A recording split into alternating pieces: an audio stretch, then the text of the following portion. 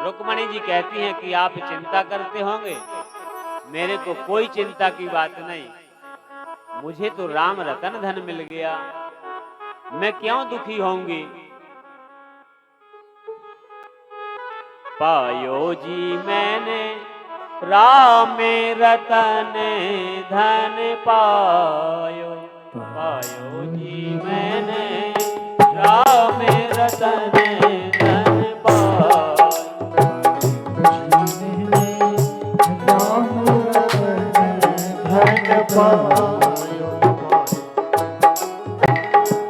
अरे प्रभु आप मुझे मिल गए, संसार की कोई वस्तु की मुझे चाह ही नहीं रह गई, अब कुछ पाने की इच्छा नहीं है।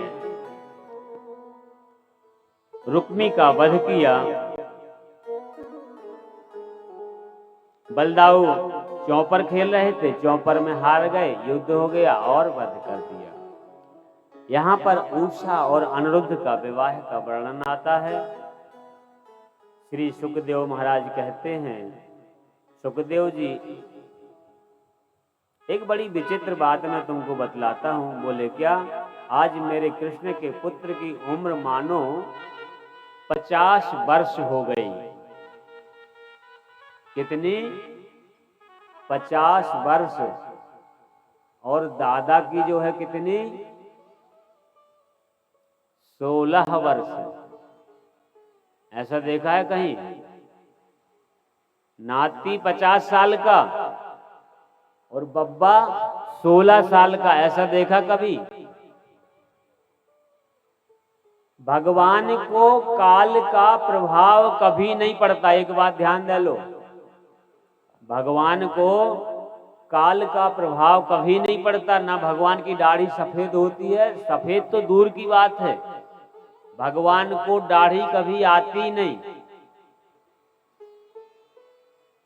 क्योंकि उनके ऊपर काल का प्रभाव नहीं पड़ता। वो 20,000 साल भी पृथ्वी पर रहे आए, ना उनकी दाढ़ी आती है और ना ही सफेद होती है।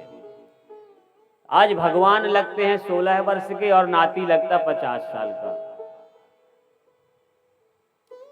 अब पुत्र के लिए सोचे कि पुत्र की उम्र इतनी बड़ी है, बड़ी विचित्र बात है, विवाह करना चाहिए।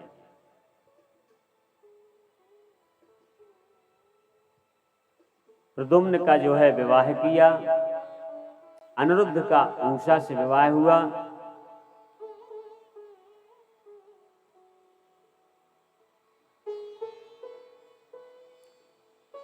राजा नृग की कथा आती है। आचार्य सुखदेव जी कहते हैं, इस बीच में एक राजा पौंड्रुक की कथा आती है। राजा पौंड्रुक, उसने क्या किया? बोला कृष्ण भगवान कोई बड़ा भगवान थोड़ी है, अरे मैं भी 4 हाथ लगा लेता हूं, और 2 लकड़ी के कटवा के लगवा लिए, 2 खुद के थे ही। बोला मैं देवता हूं और आरती भी करवाने